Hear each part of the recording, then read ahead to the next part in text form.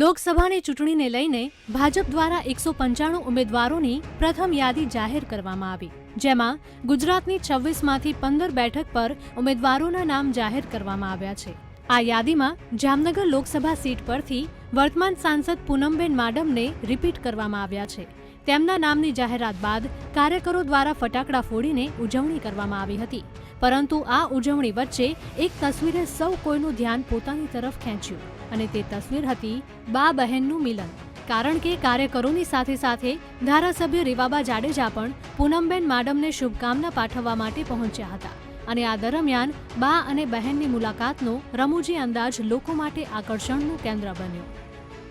મોદી સાહેબ પોતે કહે છે કે વિકસિત ભારતની પરિકલ્પના છે અને વિકાસનું જે કાર્ય છે એમના નેતૃત્વમાં અવિરત ચાલતું રહેશે.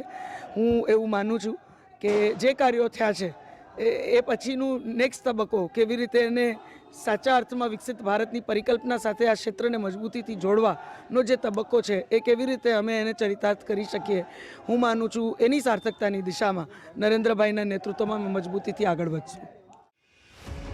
મહત્વનું છે કે આ પહેલા ગત વર્ષે મેરી મિટ્ટી મેરા દેશ કાર્યક્રમમાં પૂનમ માડમ અને રીવાબા જાડેજા વચ્ચે જાહેરમાં ચકમક જરી હતી, જેનો વિડીયો સામે આવ્યો હતો.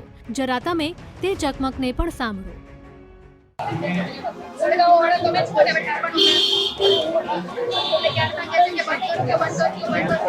અમુક લોકોને ભાન નથી પડતી હોતી અને બહુ સ્માર્ટ બનવા જોઈએ. આ શબ્દ અત્યારે જાહેર કરતા બેસે અને મને એમ થાય.